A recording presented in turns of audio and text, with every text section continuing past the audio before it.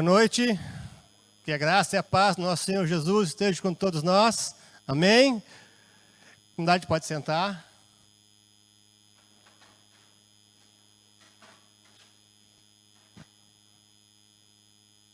O pessoal do ensino confirmatório pode se dirigir também ao seu momento de estudo da palavra, tá? Que Deus abençoe vocês também nesse momento. Talvez você não me conheça, mas eu vou me apresentar brevemente. Eu sou Thiago Hartwig, eu sou parte da equipe de obreiros aqui da paróquia, trabalho na Comunidade de Esperança, mas também sou capelão hospitalar. Trabalho há 5 anos na capelania hospitalar aqui em Pelotas, na Santa Casa de Misericórdia, completados na última sexta-feira também com um culto especial lá na capela da Santa Casa, que nós temos todas as sextas às 16h. Você é bem-vindo, se um dia quiser conhecer o trabalho. Hoje ficou o nosso encargo, então, trazer a palavra para vocês, trazer a palavra para você que está aqui, para você que nos assiste. E é uma responsabilidade muito grande. Para isso, nós queremos ter um momento de oração. Assim como estamos, queremos orar a nosso Senhor.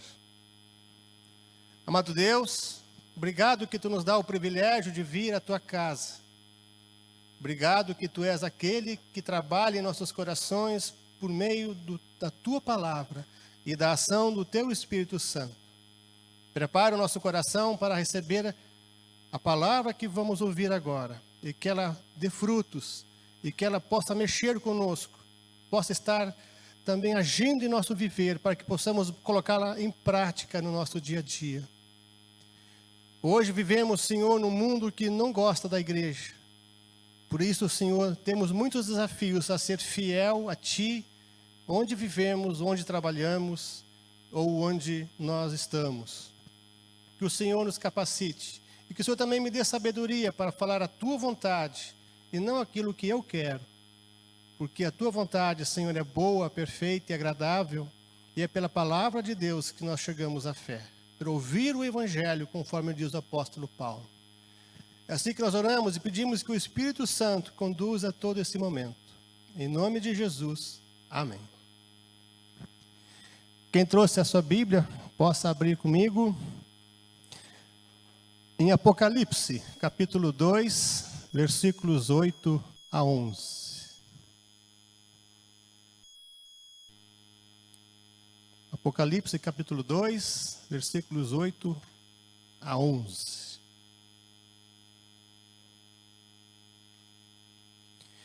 É um desafio pregar neste livro da Bíblia, mas ele é um livro muito fantástico. Muitos têm medo deste livro por causa da sua linguagem complicada de entender, mas essa palavra que Jesus fala a João aqui não é para ter medo. Ele foi escrito numa época em que a igreja estava sendo perseguida. E ele veio trazer conforto e esperança para aqueles que estavam debaixo da perseguição do Império Romano. Então, queremos ler a carta que Jesus escreve por meio de João à igreja de Esmirna, que é uma das 7 igrejas do Apocalipse. Diz o texto: ao anjo da igreja em Esmirna, escreve: estas coisas diz o primeiro e o último, que esteve morto e tornou a viver. Conheço a tua tribulação, a tua pobreza, mas tu és rico. E a blasfêmia dos que a si mesmos se declaram judeus e não são, sendo antes sinagoga de Satanás. Não temas as coisas que tens de sofrer. Eis que o diabo está para lançar em prisão alguns dentre vós, para serdes postos à prova. E tereis tribulação de 10 dias. Sê fiel até a morte, dar-te-ei a coroa da vida. Quem tem ouvidos, ouça o que o Espírito diz às igrejas. O vencedor de nenhum modo sofrerá dano da segunda morte. O primeiro século, no qual foi escrito esse livro, foi dominado totalmente pelo Império Romano. O último dos grandes impérios que dominou o mundo. E imperadores como Júlio César, César Augusto, Tibério César, Calígula, Cláudio, Nero, Vespasiano, Tito Flávio, Domiciano e Galba foram os que governaram nessa época. Porém, a perseguição à igreja de Jesus, ela começa no ano 64 depois de Cristo, quando incendeiam Roma e Nero coloca a culpa nos cristãos, de forma injusta. Então, muitas coisas aconteceram para o povo de Deus que foi difícil. Quem aqui assistiu o filme Paulo, o apóstolo de Cristo, vê algumas coisas ali. Como pessoas sendo queimadas vivas para iluminar os jardins de Roma. Pessoas sendo crucificadas por causa da sua fé. O crime delas era crer em Jesus. Outras famílias inteiras eram jogadas no Coliseu de Roma, porque o Coliseu servia de espetáculo público para a morte de cristãos. E é muito interessante que quanto mais se perseguia os cristãos, mais a igreja crescia, mais a igreja se desenvolvia, a ponto de um pai da igreja dizer que o sangue dos mártires era a semente da igreja. Nós não conhecemos essa realidade. Nós não conhecemos essa situação que o povo do primeiro século, a igreja do primeiro século viveu. Nero foi um ferrenho perseguidor da igreja. Mas no ano 68, Nero se suicida e logo após assume Domiciano. Domiciano foi pior do que Nero, a ponto de alguns dizerem que ele era um Nero redivivo, ou seja, que Nero havia ressuscitado. E a perseguição contra os cristãos continuou. Só que Domiciano é ele que deporta o apóstolo João, que era pastor em Éfeso, para uma colônia penal, uma ilha vulcânica do mar Egeu, uma ilha chamada Patmos. E é muito interessante e muito legal a gente perceber que, embora seja Domiciano que leva João até Patmos, não é assim que João se apresenta no texto de Apocalipse. Apocalipse 1:9 diz assim: achei-me na ilha chamada Patmos, por causa da palavra de Deus e do testemunho de Jesus. É bom lembrar que todos os apóstolos, com exceção de João, morrem martirizados. Não há um sequer, além de João, que tem uma morte natural. Ou foram crucificados, ou crucificados de cabeça para baixo, no caso de Pedro, ou foram esquartejados, ou foram degolados. Mas eles não negaram a fé, queridos. Eles foram até o final. Por mais que fosse doloroso sofrer aqueles momentos, eles foram até o final. Mas, embora fosse Domiciano quem levasse João até Patmos, a palavra de Deus nos diz que quem governa o mundo é Deus. Deus está no controle de toda a situação. Por isso não precisamos temer. Vejamos alguns exemplos. Deus usou César Augusto para que Miqueias 5:2 se cumprisse. Lá diz que Jesus deveria nascer em Belém, mas os pais de Jesus não moravam em Belém, moravam em Nazaré. Ele decreta para que houvesse um recenseamento. E a pessoa deveria ir na cidade em que ele nasceu para fazer esse recenseamento. José era de Belém. E na ida para Belém, Jesus nasce. Se cumpre a profecia. Júlio César governa, mas quem reina no mundo e quem tem o controle absoluto das coisas na mão é Deus. Um outro exemplo de Herodes o Grande. Deus usou Herodes o Grande para se cumprir Oséias 1. Ele perseguiu e matou vários bebês de 2 anos para baixo, porque queria matar o rei que havia nascido. E os magos do Oriente falaram, os reis do Oriente haviam dito, e que vieram procurá-lo. E isso despertou ciúmes e preocupação para Herodes, porque temia perder o poder. Então, José e Maria fogem para o Egito. De lá eles voltam. Por isso diz a Bíblia, do Egito chamei meu filho. Mais uma vez, quem governa é Herodes, mas quem tem o controle nas mãos é Deus.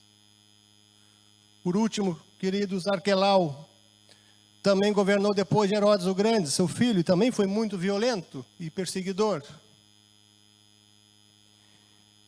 Por causa disso, José e Maria tiveram que se deslocar até Nazaré, e lá se cumpre Mateus 2:23, porque ele seria chamado Nazareno. Vejam, queridos, que nós não temos razões para temer, embora as coisas muitas vezes piorem. Deus domina céus e terra, e tudo está nas suas mãos.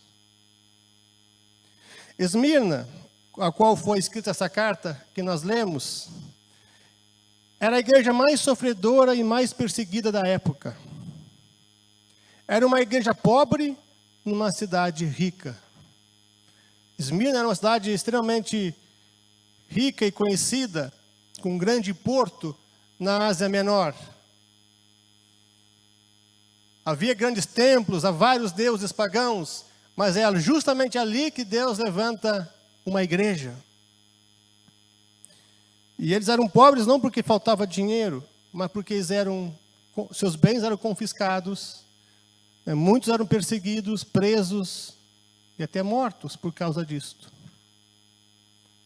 Mas eles permaneciam firmes e fiéis ao Senhor que os chamou. E Esmirna é a única cidade das 7, a qual são destinadas as cartas de Apocalipse, que existe até hoje. É a cidade de Izmir, na Turquia, que tem cerca de mais de 250 mil habitantes.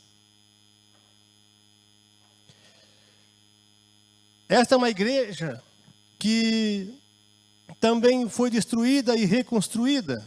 Ela foi destruída no ano 600 a.C. e reconstruída no ano 200 depois de Jesus. Então, quando Jesus diz para ela, porque é Jesus que está falando aqui, é Jesus que cita a João para escrever o livro de Apocalipse. Ele diz, escreve essas coisas que eu vou dizer. Não são palavras de João, são palavras do próprio Cristo que aparece à igreja, que aparece a João neste momento.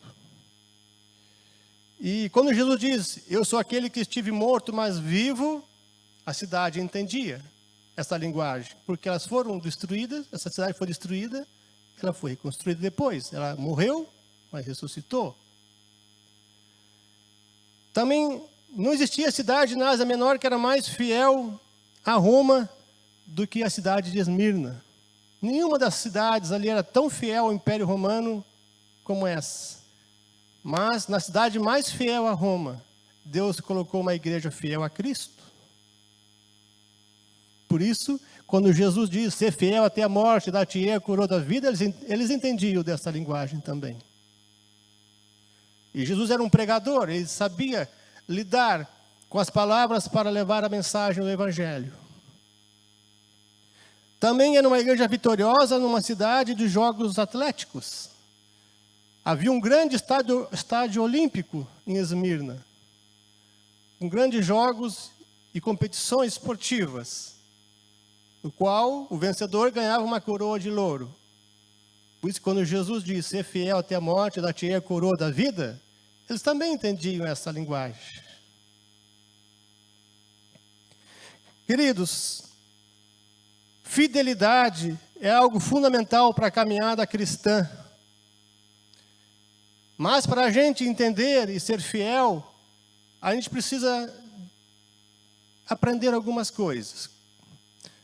E a primeira delas é não ter uma visão romantizada da igreja. Muitos vão dizer que quem está na igreja ou quem é crente não sofre. lê do engano. A palavra de Deus vai justamente o contrário. Tem igrejas que são capazes de colocar como convite de entrada: venha para cá e pare de sofrer. Em nenhum momento Jesus vai falar isso. Ele vai dizer o seguinte: nesse mundo vocês vão passar por aflições, mas tende bom ânimo, eu venci o mundo. Nas bem-aventuranças, no final das bem-aventuranças, Jesus vai dizer lá em Mateus 5, versículo 12: quando injuriarem vocês, quando perseguirem vocês, alegrem-se, porque grande é o vosso galardão nos céus. Fidelidade, muitas vezes, queridos, vai exigir de nós perder privilégios. Perder momentos bons. Imagina se você está trabalhando numa empresa e o patrão de você exige que você emita nota fria. Como cristão, você não vai fazer isso.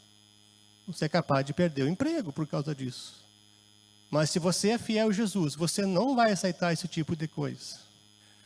Porque a palavra de Deus não permite. Isso é errado. Hoje, principalmente, se você está na faculdade e eles tentam suprimir os valores cristãos, será que nós vamos sucumbir também? Vamos entrar no jogo deles? Não. Então, a fidelidade vai exigir algumas coisas de nós.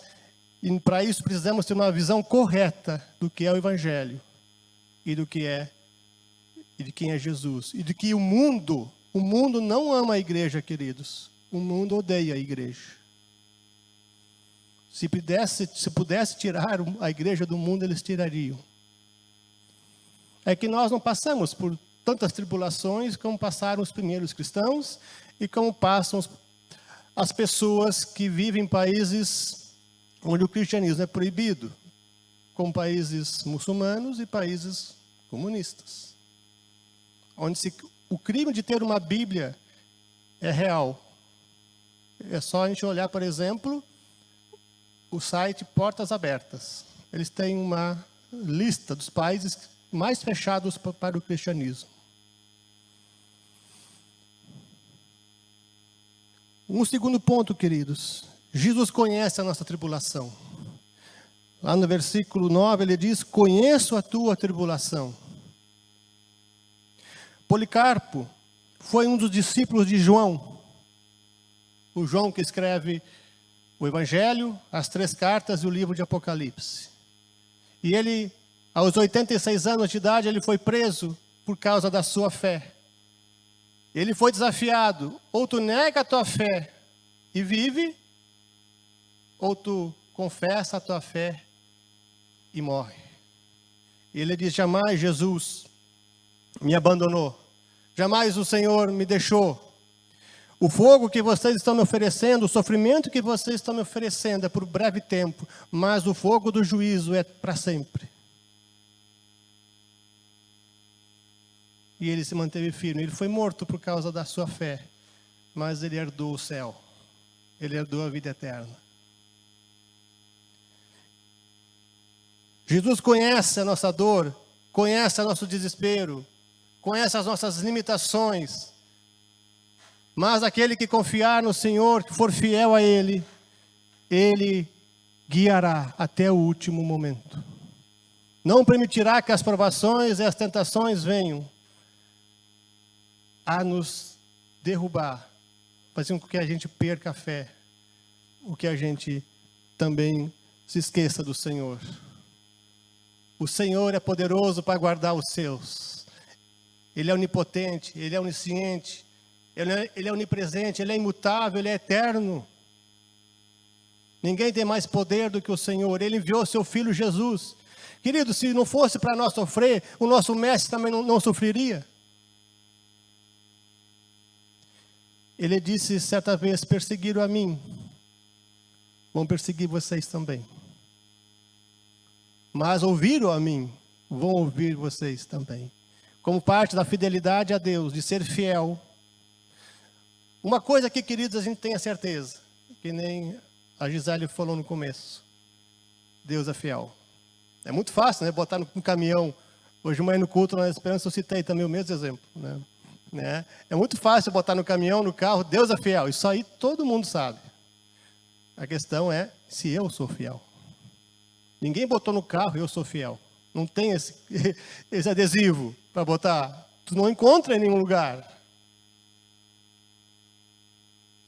Porque ser fiel depende da graça do Senhor. Depende do seu amor. Nós só amamos, queridos, porque Deus nos amou primeiro. Nós só somos salvos porque Deus enviou o seu Filho Jesus.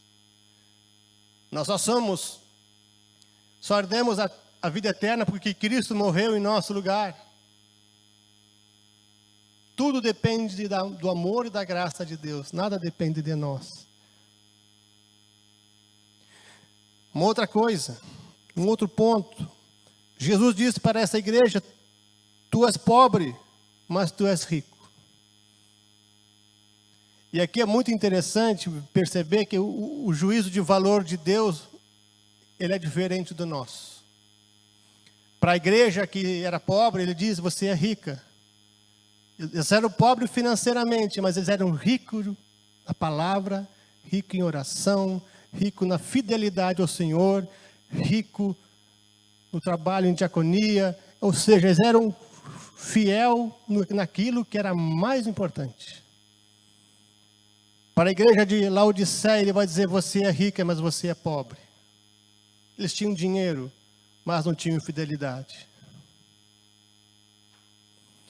Para outra igreja, ele vai dizer: você é fraca, mas eu ponho diante de você uma porta aberta. Ou seja, não há como esconder do Senhor as nossas limitações e os nossos erros. Ele conhece a sua igreja. Não existe igreja pobre se ela é fiel a Deus. Jesus certa vez diz: não ajuntem tesouros nesta terra, porque aqui a traça e a ferrugem corrói. Ajuntem tesouros nos céus, onde a traça e a ferrugem não corrói. Lá os nossos tesouros estarão seguros. E parte deste tesouro vem da fidelidade. O serviço ao Senhor. As boas obras que não salvam, mas que são resultados de uma fé viva, atuante, e que busca o Senhor e tem prazer nas coisas do Senhor. E que odeia o pecado. A igreja de Esmirna também sofreu difamação. Lá no versículo 10 vai dizer que eis que o diabo está para lançar em prisão alguns dentre vós. Aliás, versículo 9. E a blasfêmia dos que a si mesmo se declaram judeus e não são, sendo antes sinagoga de Satanás. Aqueles que mais difamaram a igreja, que mais tramaram contra a igreja, tanto que foram os que mataram Jesus, vinha da parte dos judeus. E a igreja muitas vezes vai ser difamada. Uma igreja fiel ao Senhor, ela vai ser difamada muitas vezes. Ela vai ser falada mal, ela vai ser chamada disso e daquilo. Nós estamos preparados para isso? Queridos, eu fico pensando, e se hoje, um dia, se despertar daqui um momento ou outro, uma perseguição aqui em nosso país? Como é que vai ser? A gente nunca pensa que isso vai acontecer. Por enquanto, a perseguição que nós temos no país é velada, é escondida. Mas e se acontecer? Nós vamos se manter fiel até o fim? Nós só nos manteremos fiel até o fim, querido, se nós tivermos uma vida fiel ao Senhor Jesus. Que ama a sua palavra, que ama estar na sua presença, que tem intimidade com Ele, que ama, que obedece e que agrada o Senhor nas suas ações. Que tem prazer em estar com Ele, que ama Ele, e que reconhece o seu pecado e que depende da graça de Deus para permanecer firme. Muitos foram colocados na prisão, é o que diz o versículo 10, não temas as coisas que tens de sofrer. E você vê que aqui Jesus já alerta a igreja que eles iam sofrer. Eis que o diabo está para lançar em prisão alguns dentre vós, para serem expostos à prova. E tereis tribulação de 10 dias. É muito importante aqui, queridos, entender aquilo que eu falei antes. A provação faz parte da caminhada da igreja. Deus prova a sua igreja, Deus prova os nossos corações. Deus prova a nossa fé. É necessário. Você sabe que o ouro, para ficar puro e ter mais quilates, ele precisa passar pelo fogo. Quanto mais tempo no fogo, mais quilates ele tem. A fé também precisa passar pela provação. O Senhor Jesus passou pela provação no deserto, 40 dias e 40 noites. Se o nosso mestre passou por provação, que dirá de nós, seus discípulos? E o diabo tentou Jesus. E aqui é muito interessante, porque todas as vezes que o diabo tenta Jesus, ele responde de que maneira? Usando a Bíblia. Está escrito. Está escrito. Está escrito. Está escrito, não só de pão viverá o homem, mas de toda palavra que procede da boca de Deus. Está escrito, não tentarás o Senhor teu Deus. Está escrito, somente ao Senhor Deus prestarás culto, e a mais ninguém. Então o diabo foge dele. Por um breve tempo. Queridos, a palavra de Deus é o alimento para a nossa alma. E se nós queremos ser fiel, nós precisamos conhecê-la. Precisamos estudá-la. Porque a fé vem por ouvir o Evangelho. Romanos 10, versículo 17. Lá, aqui vai dizer que o diabo vai tentar por 10 dias. E é muito importante entender que o diabo não tem o mesmo poder de Deus. O diabo age de forma limitada pelo próprio Deus. É só a gente lembrar o livro de Jó. Porque Deus permite que ele toque na vida de Jó, tirando a sua saúde, toque na família, toque nos seus bens, mas não toque na vida dele. O diabo não tem o mesmo poder que Deus, ele é um anjo caído. E muitas vezes, até o próprio Deus usa ele como servo. Lutero diz isso, que o diabo é o diabo de Deus, nesse sentido, de ser usado como servo. E aqui tu vê que Deus usa o diabo para provar a sua própria igreja. Vocês não serão postos à prova. E quando ele fala em 10 dias, é que o diabo vai ser usado de forma limitada, ele tem ação limitada, ele não pode ir além daquilo que Deus determina. Nem 1 centímetro a mais, nem 1 centímetro a menos. Porque Deus é soberano sobre todas as coisas, inclusive sobre o diabo.